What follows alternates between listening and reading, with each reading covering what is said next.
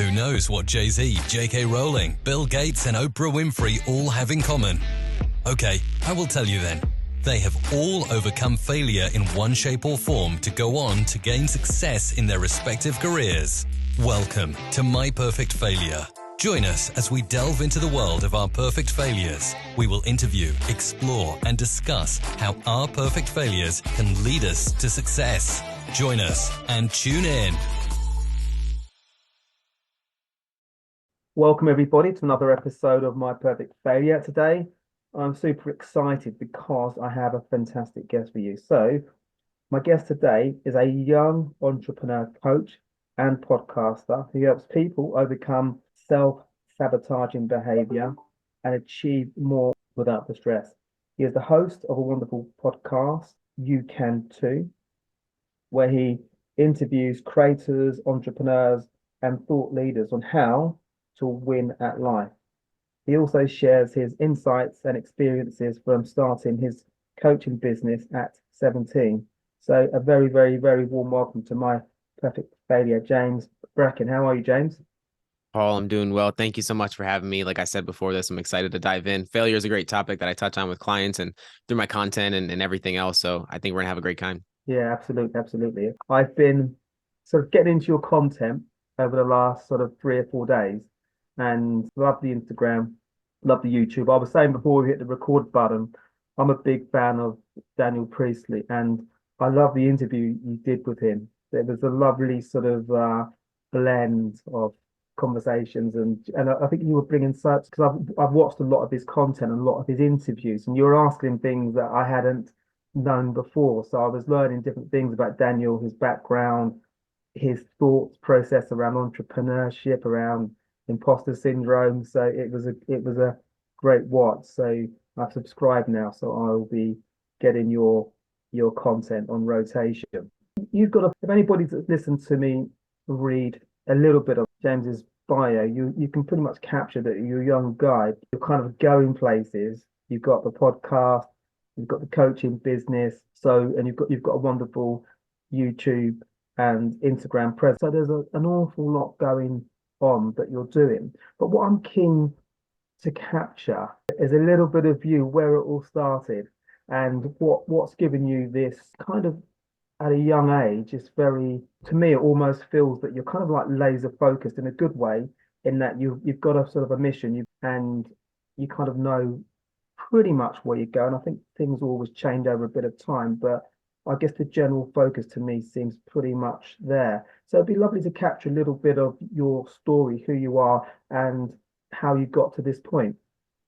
Yeah, absolutely. I definitely am narrowly focused. I think I'm grateful for it. And I think luck definitely has a position in that. I think for many people, luck has a role. Maybe a lot of people don't really want to admit that, but I'm grateful for it. I'll give you a little bit of background. So I was in high school. I know it starts early high school, but that's where my journey kind of starts, really. Through most of my life, I was never a reader. I took pride in never reading a book. Really? Really. And then I left high school. COVID happened. I'm in, I think, 11th grade at the time, and I just tore my labrum. My entire life I played baseball, thinking baseball that's what I was going to do. Who was your team at baseball, by the way? Just so I can. Yeah. Who was your team at baseball? Yankees. That's definitely been my team. But it's been a while since I've tuned into baseball. Like you said, narrowly focused, and that's really the priority is everything that I do. So I played baseball and I tore my labrum, and I was in a recliner for like a couple weeks straight, taking oxys every few hours, not knowing what that next step of life looked like for me, because I knew college never really made sense. I never felt in alignment, and I always trusted my intuition from a really young age.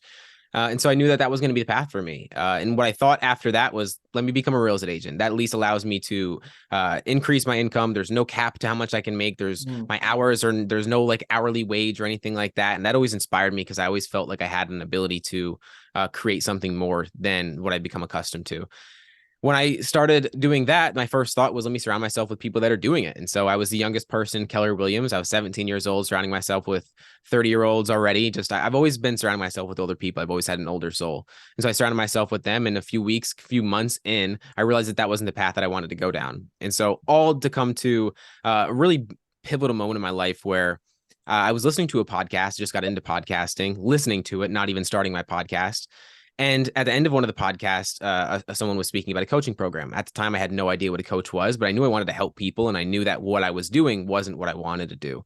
And so I ended up on a sales call not too long after that. I invested a lot more money than I had in my bank account. And that's what really propelled me into taking all the action that I take today, whether it's through the podcast, my coaching business, whatever that comes down to, was really just investing into myself and proving to myself that I could show up for myself through a different way. And it really just changed my whole entire life. There's so much more to it, but that was the real pivotal moment for me. Okay, that's fascinating. So I've got lots of questions that are going off in my head, but one I'm curious around is I love the fact that you trust your intuition and you took action based on, I guess, sensing and feeling what felt right. Yeah. So I alluded to at the start that you're kind of focused and which I love, laser focus, and you tap into your intuition. But I'm also aware that you're a young guy, and I'm thinking about when I was a young guy, I've got all my friends saying, do this, do that, let's go here, let's go there. How did you mitigate that? Because a lot of our friends might be going to college or university and doing different things. And when somebody like yourself has that focus, did you have any kind of like, I don't know, inner conversations with yourself around this is what I've decided to do and want to stick with it? Yeah, I think for me, it was so at the time so COVID happened. So the isolation was just something that just happened, right? Yeah. Like I never really felt peer pressure from other people because no matter how much people wanted me to do a certain thing, I always felt within myself, I'm not going to do something I don't want to do. Oh, I Like admire I you. always felt that way. And it always felt in alignment with me. That's why, like, when I went to become a real estate agent, like I said, I was the youngest person in Keller Williams, which is a massive real estate corporation just in the United States in general. And so I was 17 years old walking into a place saying, I want to be a real estate agent. I can't even get my real estate license yet. It wasn't until I was 18, but let me at least surround myself with people that are doing what I want to do. And I automatically looked like I was crazy to those people. And so even with that, I was stepping out of what really no one else did. I didn't know one other person that was going down that path.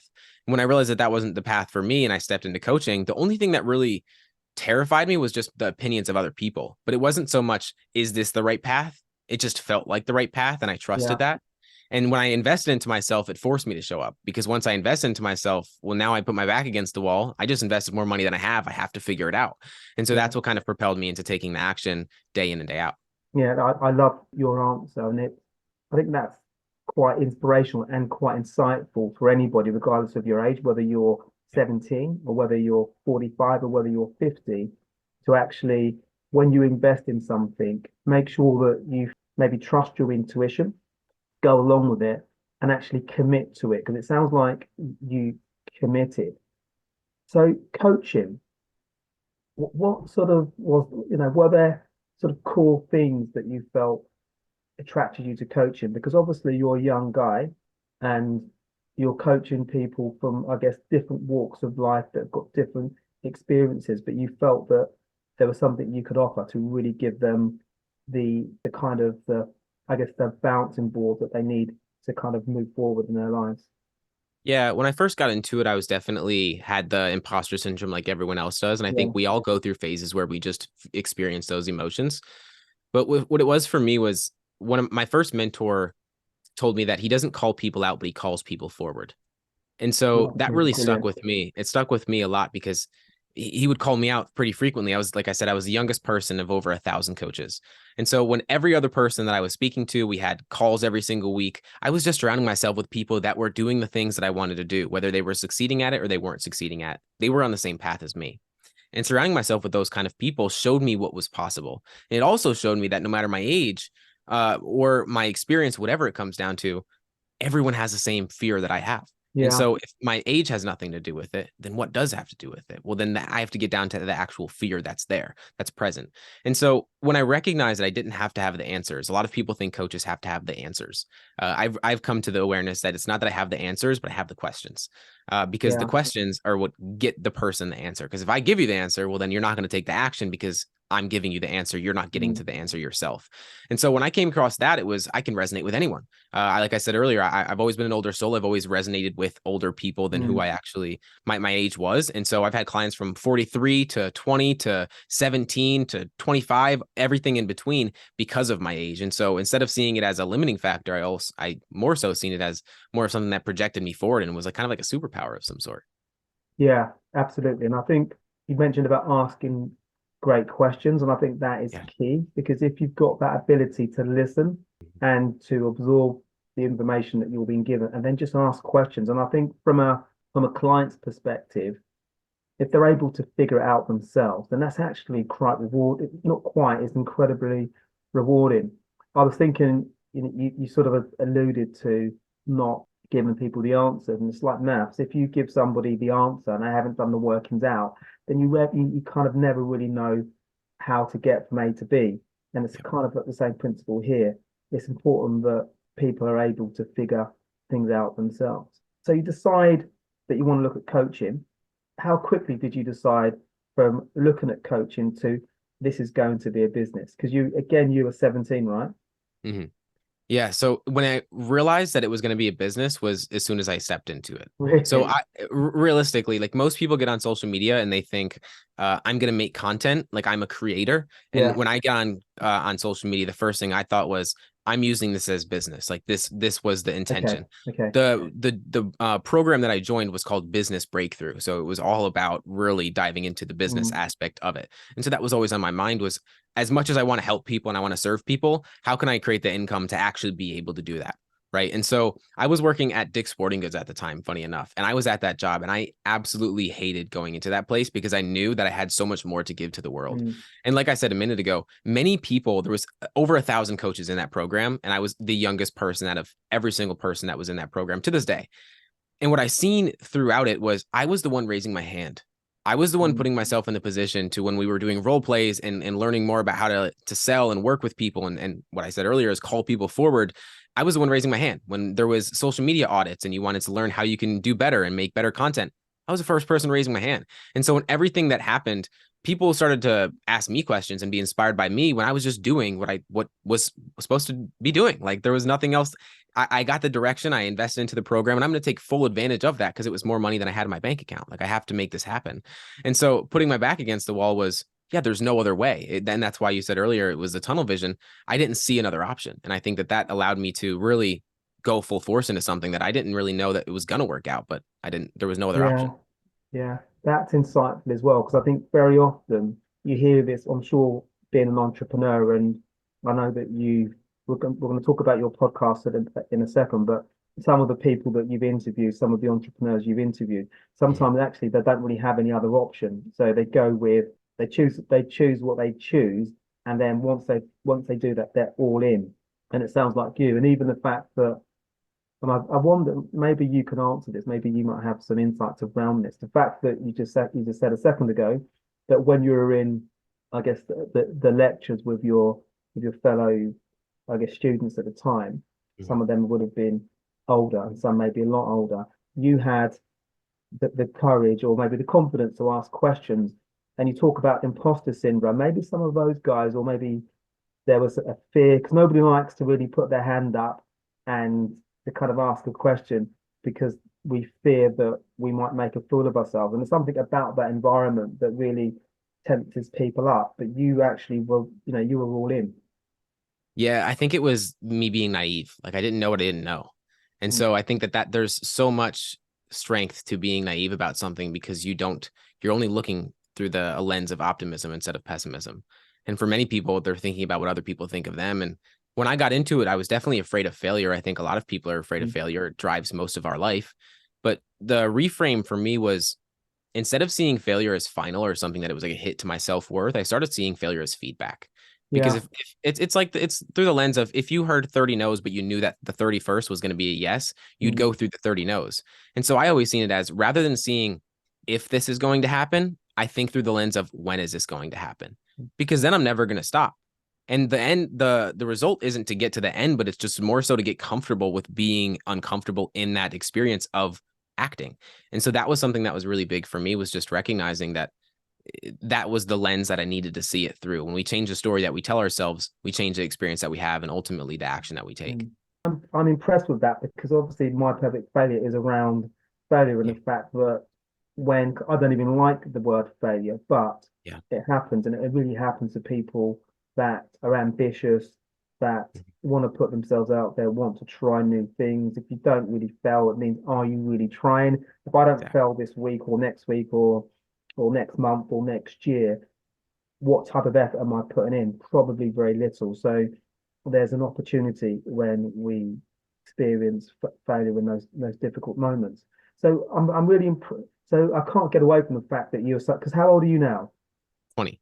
Okay, so I can't. So I wish at 20 I was 50% of had that sort of drive and those insights that you have now. So to get to that point where you were able to kind of process failure as an opportunity, as information, as feedback, was there a watershed moment that happened, or was it maybe just a gradual thing? I think both. Because when I said earlier, coaches don't have the answers, they have the questions. Mhm. There's a moment in my life before I even stepped into becoming a coach. I think this was around the time when I just got into reading books. I just got into listening to podcasts, like self-improvement space in Yeah. its entirety. And instead of asking, why is this happening to me? Because as many people do, we take the role of a victim. We think life is happening to us and every single thing is just trying to push us down. I felt like that for most of my life. I lost my father and uncle both at 37 years old.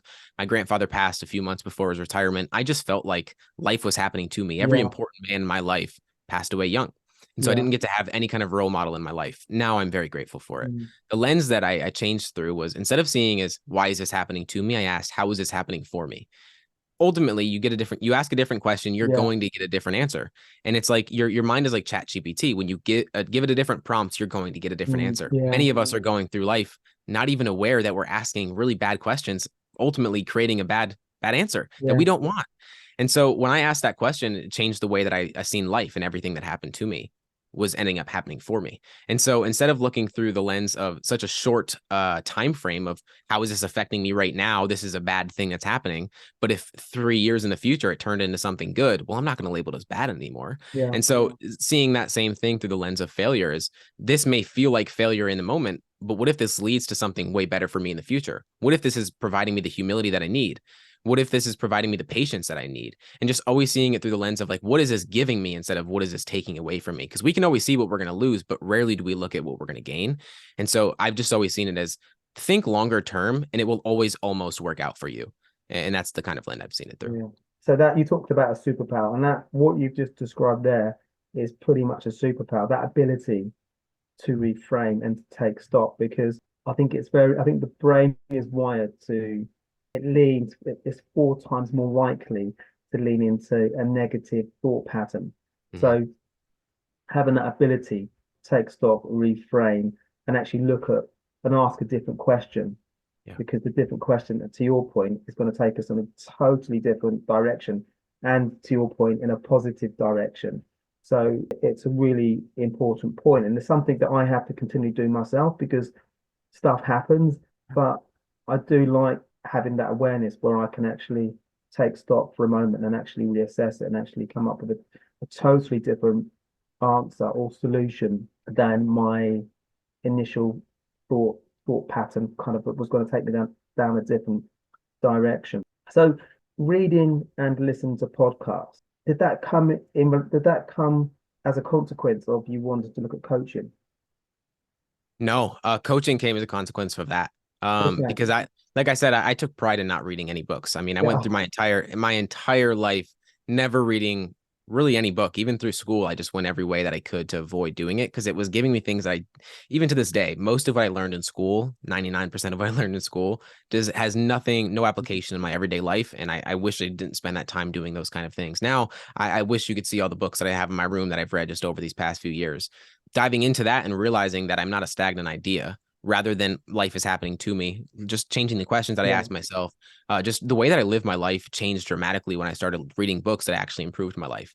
And so that encouraged me to want to help other people do the same thing. And that's why coaching ended up working out so great, because I mean, age is just a number, of course. And I had so many 100%. experiences throughout my life that just brought me to through a perspective that many other people haven't been able to experience. And so that propelled me into helping other people really just change their perspective and ultimately change the way that they show up in the world. Yeah. And coaching is incredibly powerful, because you would know more about this than me because you're a coach. But the way that we think, or the way that we don't think, can have, I guess, catastrophic, but it has a massive impact on our lives, the way that our lives are going. Sometimes because we don't have that ability to think, we think that we've only got this option here. So being a coach where you can actually support clients, ask them different questions that they would never, ever, ever possibly think of, can really ignite thought and hope and opportunity and really transform people's lives. And I'm all for coaches in any shape or form of life that people are in, whether you're a sports person, whether you're a business person, whether you're a mum, whether you're a dad, or whatever your situation is. I think in America, people might use coaches probably a little bit more so than in the UK. But because of the podcast, I come across lots of inspirational coaches or entrepreneurs, people that are really pushing the boundary. But what I wanted to ask you is around entrepreneurship. So you're a coach, you're an entrepreneur. Do you have anybody in your family that's an entrepreneur? Did you have any signals there, or was it just something that you thought this is the life that I want to really focus on? Yeah, I'm the oddball out. Yeah, there's not one person in my family that's an entrepreneur. I couldn't even tell you one person in my state that's an entrepreneur that I know. And so it was never even seen as like a path, or never Mm, seemed as a possibility. And that's the real like emphasis of why the podcast is the You Can Too podcast. Was I think of anything in life, it first started out as an idea. Like the chair that I'm sitting on, the computer that I'm yeah, speaking to you through, yeah, was once an idea that someone had in their mind that everyone looked at them like they were crazy until it yeah, became something in the world. And so I think of that in anything in life. You have to be looked at like you're a fool or you're crazy to yeah, create something that people didn't think was possible. yeah. That's so true. That's so true. You can think about, just to paraphrase Anything. what you just said, Yeah. all these tools. You think about when Steve Jobs come up with an iPod, who could comprehend it? And you look at Apple now. So yeah, I take that point. So to keep you on track or to allow you to do things, people talk about we're a reflection of the five people that we spend the most time with. Are you quite disciplined around, obviously you're reading great content and you've got the podcast, which I'm going to ask about in a second, but are you quite focused about making sure that you're around the right people, around the right environments, you're getting the right information? So because if we listen to the wrong things, then obviously that's going to impact us in a negative way. Yeah, absolutely. I think it's been tough in person specifically to Yeah. find people that I'm, like I said earlier, like I couldn't tell you one person that's an Mhm. entrepreneur where I live. And so that's been a struggle, but that's why I'm very intentional about the way I speak with people through Mm. social media or podcasts or whatever that looks like. A few years ago, I was starting my podcast in my car, and now I'm speaking with the people that I've looked I up to for love so that. I long. love And that. and that's always been the lens that I've seen it through is if I want to go where they are, let me speak with those people. Yeah. And how can I do that is providing them an opportunity an outlet to provide their own work. So yeah, for sure. Yeah. And just going back to your point, starting your podcast in your car, which is fantastic. And I know someone has done phenomenally well. It's got an incredible podcast, is doing very well. They started their podcast in the car.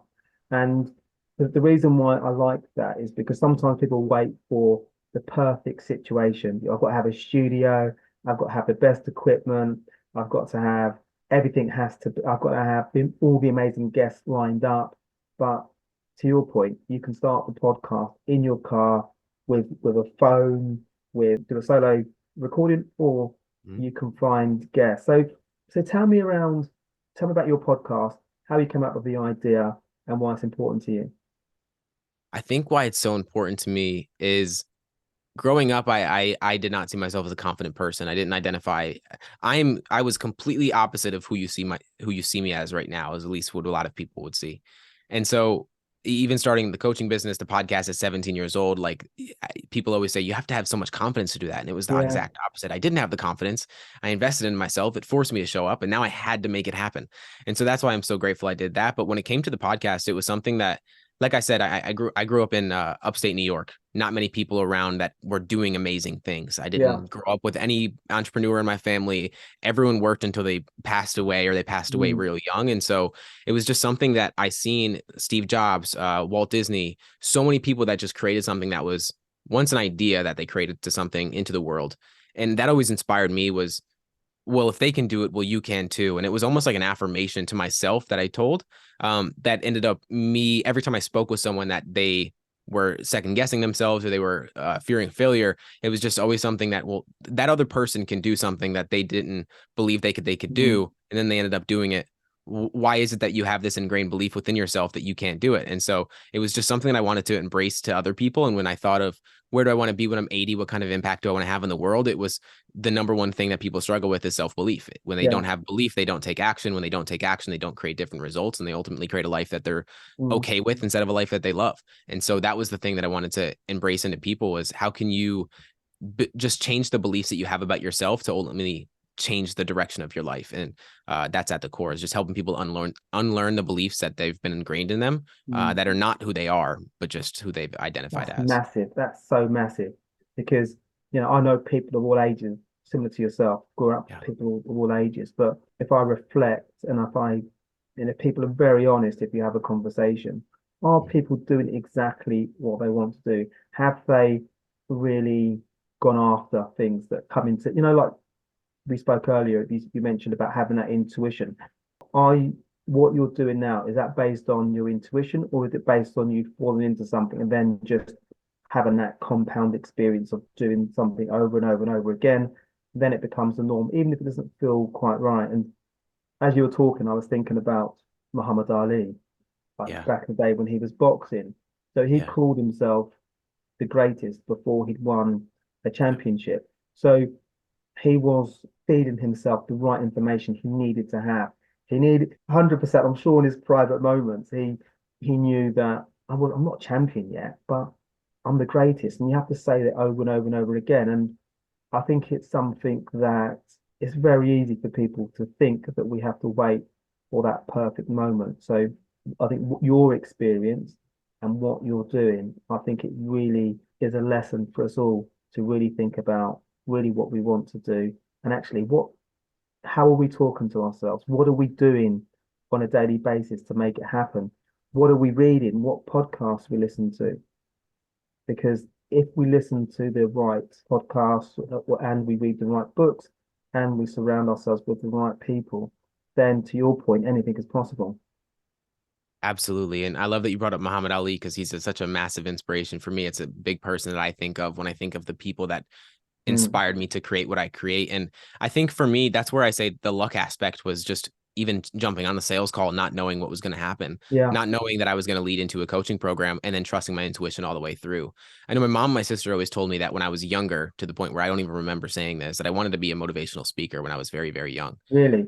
And granted, that's not really the direction that I think about, but podcasting is almost that, right? Like I'm impacting people through asking questions through the lens of how can I provide value through that. And it's funny how I ended up this way, where when I had the opportunity to invest into myself and I went all the way through it, I've always trusted my intuition ever since then. And I think it's been me trusting my intuition to even make that investment into myself when I didn't even have all the money in my bank account to make it happen. It was like, okay, this is a sign that I should be moving down this direction, and I trusted it. So I want to get into your podcast now. So you've got a wonderful podcast. I've been listening today, or watching today, your interview with Daniel Priestley, and you can tell that he's super impressed with what you're doing, because it feels like he's talking to a kindred spirit because of his journey, very entrepreneurial. He talks about when the company decided to go it alone. I think a lot of it was done on his credit card. So he said he wasn't waiting for the perfect moment. So he had to find the money. The best way to do it was on a credit card, but he had to put the sales calls in every month to make sure that he had the money to pay off that credit card. And there's definitely an alignment between his journey and your early journey now. So you have amazing guests on your podcast. Daniel, I can think of Derek Sivers and Seth Godin, stellar guest. What have you learned from some of those guys that have been on your podcast? Are there any consistent themes that they've offered? I think one thing that I try to do, and I don't know if this is something that I've gained from all of them, but it's just more so, I'll give you an example from the experience I had with Seth Godin, because that's one that's very memorable that a lot of people talk about. When I had my conversation with Seth Godin, I was nervous as hell before jumping on it. I would be. Right? Like, of course, like I have his books behind me. Like he's something that's had a massive impact on me. When I went to speak with him, we talked about imposter syndrome because we have a very similar lens on imposter syndrome. And I asked him what his experience was, because my perspective of imposter syndrome, this is what I tell clients all the time, is that imposter syndrome is a good thing. It's not something that should be avoided, because if you're not feeling imposter syndrome, you're probably not acting nor thinking big enough. You're not putting yourself in a position to be uncomfortable. You're not putting yourself in a position to grow. And that just pretty much means that you need to be an imposter. Otherwise, you're not putting yourself in a position to succeed. And he had a similar position on that. Is even hopping on the podcast with me, he was an imposter because he never had a conversation with me before. And so in anything that you're doing, if you've never done it before, you're going to feel like an imposter. And I think that for many people, regardless of what they have accomplished, I had a conversation with an entrepreneur that sold his business for $200 million a few years ago. And I asked him, just what belief are you currently unlearning? Because that's a question I ask every single guest. Because I want to bring humility into the people that are at the highest level of things, because many people see them as they've accomplished everything, they have everything figured out. But that question often brings people to the reality that the people that you think have everything figured out don't have everything figured out. And when I asked him, the thing that he said was that he's good enough, that he pretty much through the lens that he has enough. And I think for almost every single person I've spoken to, it's that they're still trying to unlearn that belief that they're good enough, no matter what you've accomplished or where they've gotten to, no matter how much money they have in their bank account. I think everyone's still always forever going to be unlearning that belief, because it's just ingrained in all of us. Yeah, no, I love that question. And around having people like Seth Godin on your podcast, obviously he's a thoroughbred, he's an entrepreneur. Yeah. I guess you're having these types of characters on your podcast. I think there's obviously a lot that you can learn from, and obviously their journeys have been, I guess they're entrepreneurs as well. Are you really keen to kind of give your audience really access to people that can really help them elevate their lives? Yeah, I always look to people that inspire me. Like, I'm never going to have someone on the podcast that I'm not actively curious about. And I'll use Derek Sivers as an example, because I love Derek Sivers. I love our conversation was probably one of my favorite conversations I've ever had, just in general. And something that he spoke about in this conversation that we had, and I don't know if this is exactly answering your question, but I like to bring it up because I think it's so powerful for people, is that he's writing a book right now called Useful, Not True.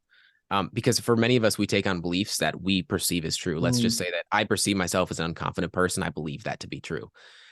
Now, I can take on the belief that I am a confident person because it's useful for me. I'm going to act more in the world. I'm going to show up better for things in my life. It doesn't have to be true, but it's useful. And so when you see through that lens, every single person I've had on my podcast was simply because I feel like it's useful for my audience. And I feel like I'm going to gain something from it. If I gain something from it, hopefully my audience does as well. But yeah, I'll always have people that I'm curious about at the end of the day. Yeah. As you were saying that, the word curious came into my head, because I think that you need to have people on your podcast, even from my perspective, that provoke curiosity, because it means that the conversation is going to be better. If people come on your podcast, I'm sure you get people that want to come on, but if they're not right fit for your audience, they might be an amazing fit for other podcasts, but maybe not yours. And I think that we get inspired by people coming on that really antagonize us to kind of like want to ask more questions. And I've had Derek on this podcast, and he's an amazing character, an amazing guy. He said something to me, always sticks in my mind. He said to me that the thing is, Paul, here's what he said: people want to live extraordinary lives, but they don't want to do extraordinary things. And that really stuck to me. And it's something that I say to people now, because I think it's true. The amount of times that I'm sure you've experienced this, when you'll be with a friend, maybe a family member, or maybe even we hear it online, or we could hear it, we're out in the street where somebody's saying, they want to do X, Y, Z. But actually, what moves are you making towards that? And probably in 99.9% of the cases, or something approaching that level, probably nothing. Yeah. So I think Derek and the people that you have on your podcast really are people that we can draw inspiration from, including yourself, because you're really asking, not just asking, you're doing these things to elicit opportunity. Because if you don't do things, nothing's ever going to happen. So just around, actually, there's another guy I wanted to mention to you as well. He came into my head. So do you know Stephen Bartlett? He was the course, big inspiration for me. Love him. So I think his line on imposter syndrome, I think it fits your narrative and also Seth's narrative, because I'm sure I've heard him say that if he doesn't feel imposter syndrome, then he's concerned, because it means that he's playing it safe. So he will always be doing different things where he feels uncomfortable. And when he gets to the point where he doesn't really feel, he feels kind of quite, you know, I've got this covered, then he Yeah. knows actually I need to look at something else. Absolutely. Like I have a podcast every single day this week, Tuesday, Thursday, Wow. Wednesday, Wow. Thursday, Friday, every single day. And it's with someone, each guest is someone that I've either read their book or I've been inspired by them in some way. And I'm going to be feeling imposter syndrome before I hop on every single Yeah. podcast. But the difference between me and other people is I'm still going to hop on that podcast. Mm. So many people have reached out to me. How am I getting Seth Godin? How am I getting the people Mm. on that I've got on my podcast? And it's like, I'm just doing the work that you failed to do. Yeah. And it really is that simple. We want to make it more complicated than it has to be, but it is so simple. And just doing the work is really everything. And that's to Derek's point, what I just said. People want the extraordinary life without doing the extraordinary things. These people just don't, to get a Seth Godin, you can't do it from your armchair. Yeah. He's not going to just suddenly, he's probably not going to get an email from him saying, could happen, but it's unlikely because he's so busy.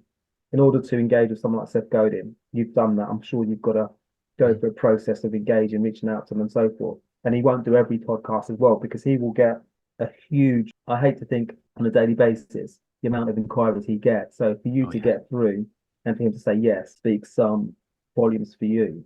So just around kind of living life intentionally, as you're only 20s, so you will be getting older and things, I guess you learn every day from every conversation you have. So you've got 5 interviews lined up this week. At the end of the week, probably based on little things that happen in those conversations, your outlook evolves and evolves and evolves. Living life intentionally, what does that mean to you? Living life intentionally to me means focus on my direction instead of the results. Okay. And pretty much everything that I've done, I'll just use the podcast as an example because it's the best example or analogy I can use based on even just living life. When I started my podcast, like I said, I started in my car. I did about 105 episodes solo with very little growth. For many people, they probably would have stopped at 10 episodes. I think the average podcaster stops at about 3 or so. Yeah. Granted, I'm at about 214 episodes in, I think. And I already have 222 or something like that already prepped and recorded. And so from the beginning, Amazing. The number one thing that I thought about was, where do I want to be in 10 years from now? Let's neglect the first 2 years and act like they don't even exist, because there's going to be very little growth within that. And so when I focus on the direction, I'm just going to continue to show up every single week. You're going to see an episode every single Tuesday and every single Thursday. It's just going to happen. I've set my standard for myself, and that's going to happen. And I think for many people, they just don't keep the small promises to themselves, and that's everything. That is living an intentional life, is keeping the small promises to yourself, because they trickle. It's a trickle down effect into the big things into your life. And so when I started the podcast, it was just a representation of, okay, every Tuesday, every Thursday, there's going to be an episode. That's the standard. And I haven't failed yet.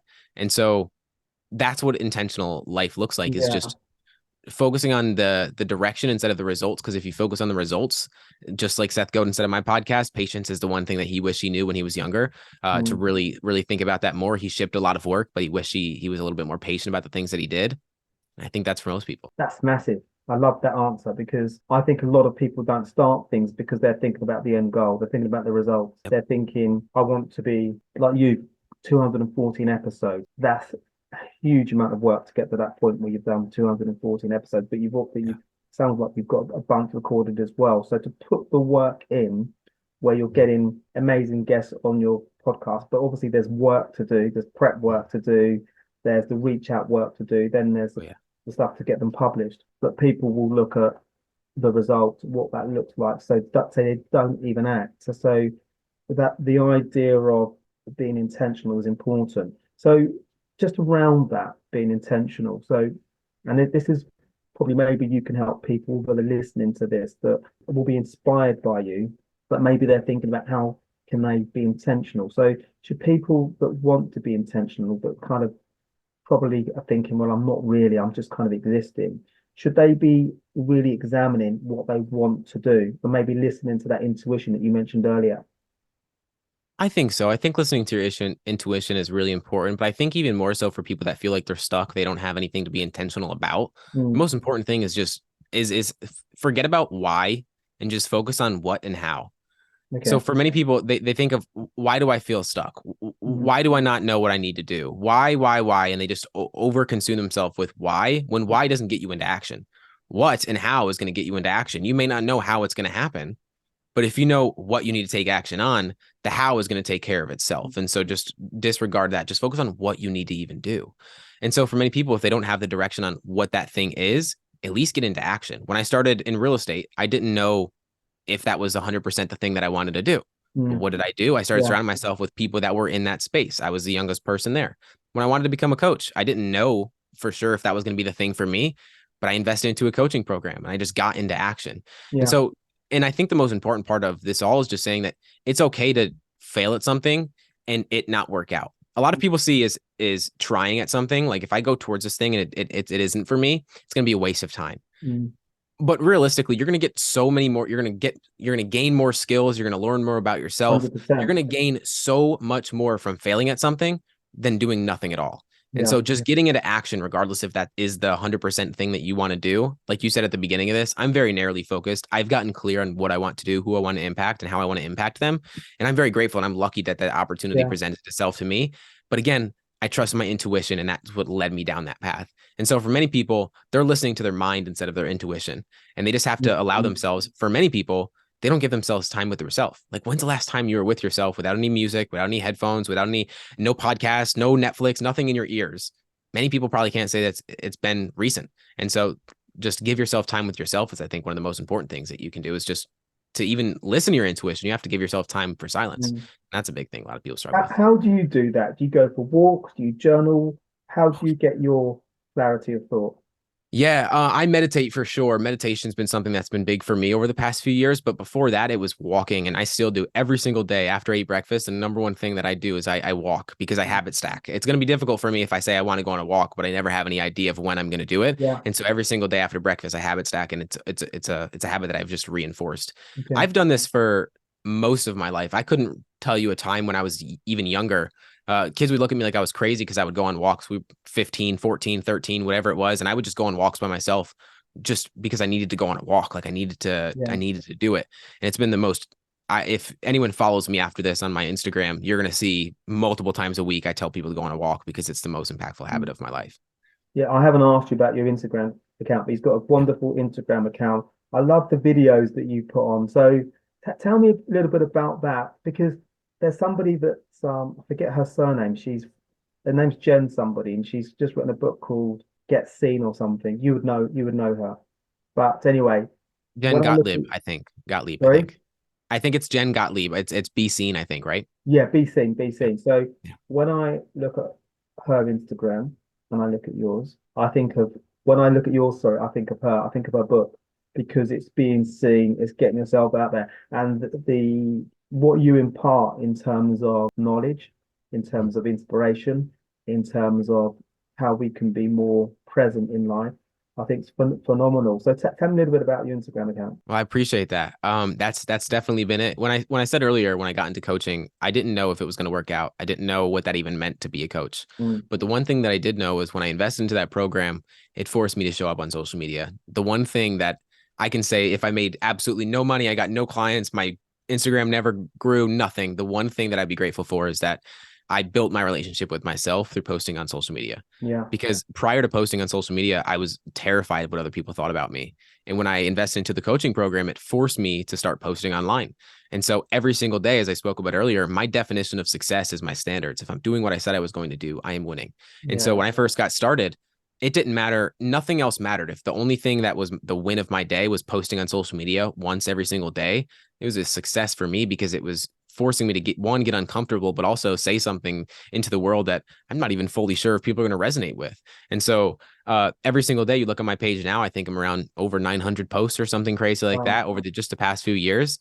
And man, it's only going to continue growing and only continue moving forward. And it goes back to the fact that I said earlier, is focusing on the direction, not so much on the results. It doesn't matter if I was getting 10 views or 10,000 or 100,000 views. You're going to see a post out of me because that's what I care about. It's the action. And also, which I like around what you're doing, I think you've alluded to this. It's like when I think success for me is when you get to the point where we don't care about what other people think. Yeah. So that's almost the holy grail for me. So we do. based on what our intentions are and what other people think, or what even we perceive they think. Yeah, Because that's sometimes so people actually big. don't think. I think we spend too much time thinking what other people think. And that's why I think what you're doing is wonderful. And I think Jen would be a wonderful guest on your podcast, but I think she would love what you're doing and your journey. So I think she would be inspired to be a guest on your podcast. Because I think you are, to her point, being seen. So I think that's wonderful. I wanted to ask you, so it's kind of like that Jen question, really. So you've had amazing guests on your podcast. Are there any people that you haven't had today that you think I need to have this person on my podcast? Oh Does my anyone God, that's the spring to mind?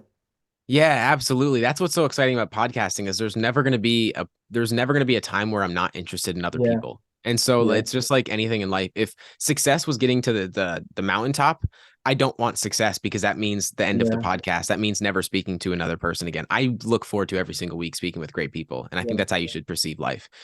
Couple people, definitely Stephen Bartlett. I absolutely love yes, yeah, the way he approaches podcasts. I think I'll give him one of the best podcasts he's ever been on because I'm very diligent about the way that I ask questions and the research that I do. I really take initiative on the person's time. I care a lot yeah. about it. So that's one person. I could give you 20 right now. I Okay, can give you, okay, okay. And yeah, you know so many. what? That your diligent nature, that's what I took from your interview with Daniel.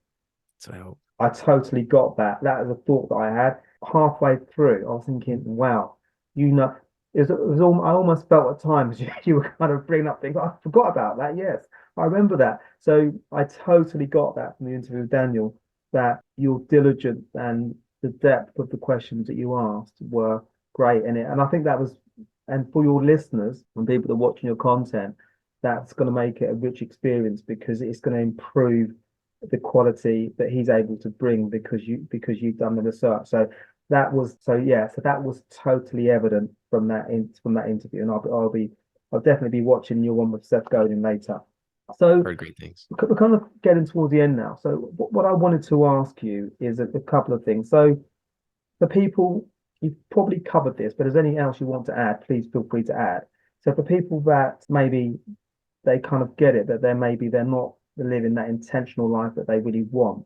Is there any advice you can give to them that they can maybe do today to maybe look at living a more intentional life? Yeah, I would say and this is when I first hired my first coach, it was so impactful for me that it genuinely, I will never go without having some kind of coach in my life. Okay. And I truly, truly mean that. And when I Mm. say that leads into an intentional life, I mean, I have a fitness coach, I have a business coach, like in everything that I want to improve in, I'm going to Yeah. get an external Yeah. perspective in that. And that doesn't even mean just hiring a coach. Like that could just getting accountability buddy or Mm. someone that is on a similar path as you that you need some kind of external perspective with Mm. because it's hard to see the picture while you're in the frame. It is really difficult to go to overcome a problem that you may not even be aware of what the root cause of that Mm. problem is.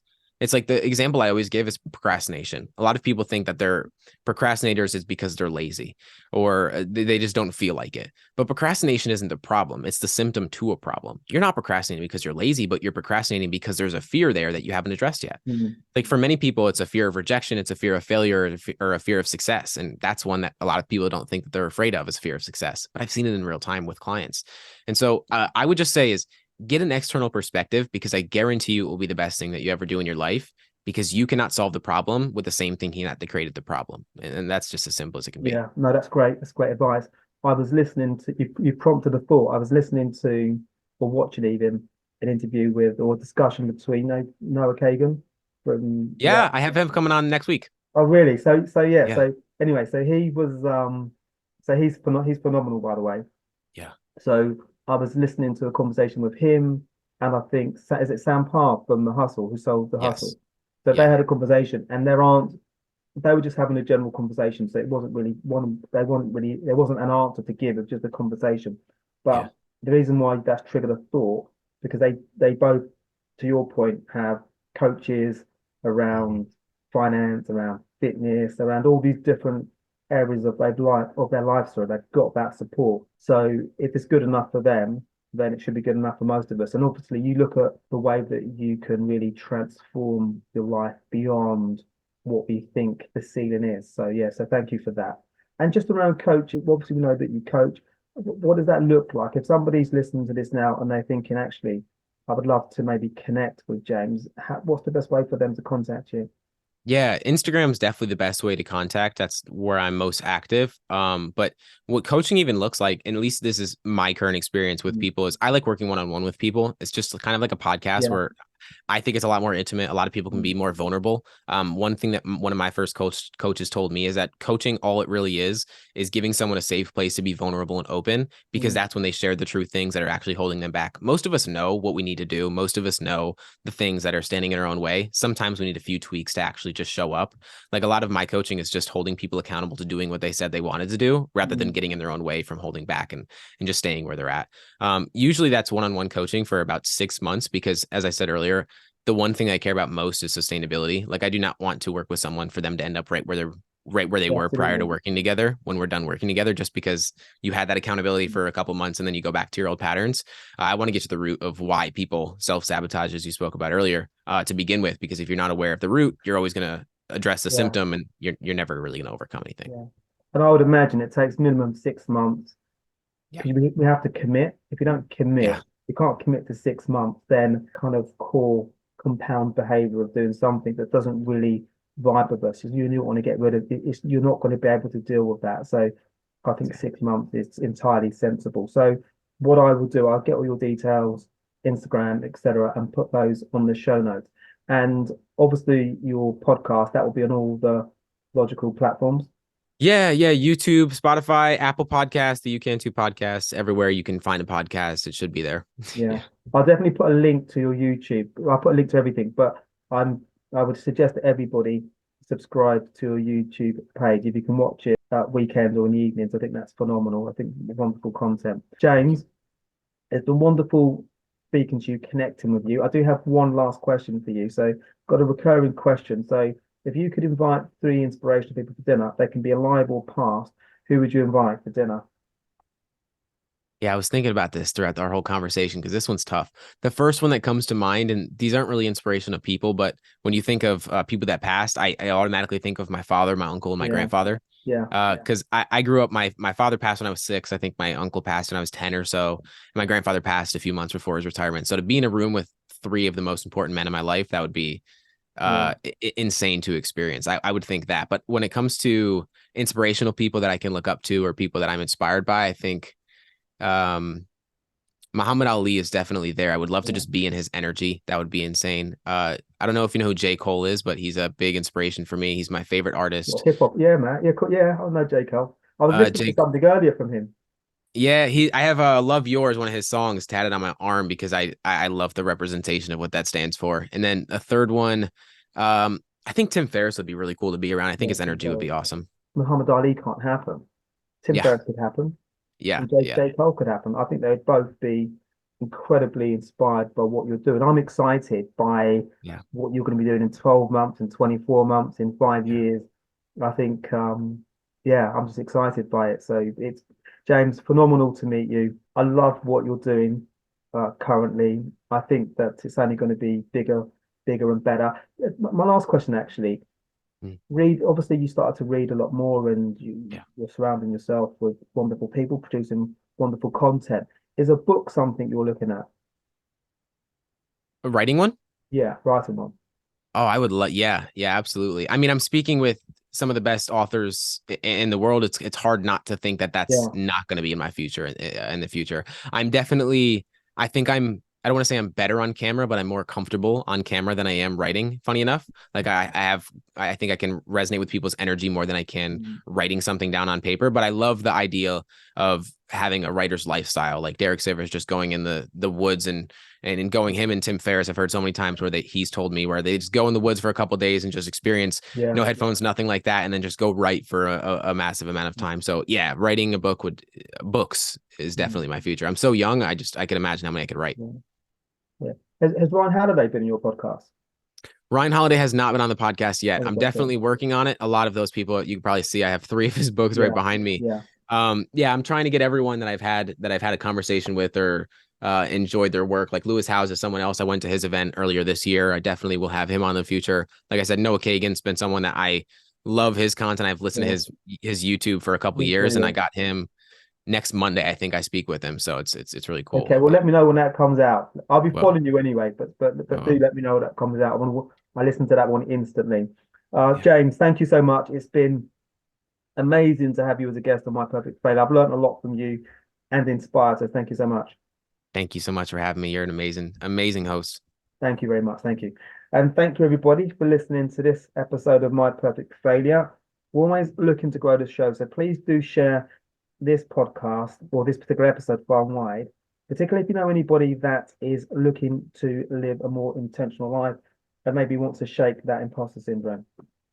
And your feedback is most welcome. So we're keen to hear about the things you like and equally the things you don't like. So you can find me at paul@myperfectfailure.com, or you can find me via the feedback page on the website. So take care for now. Bye.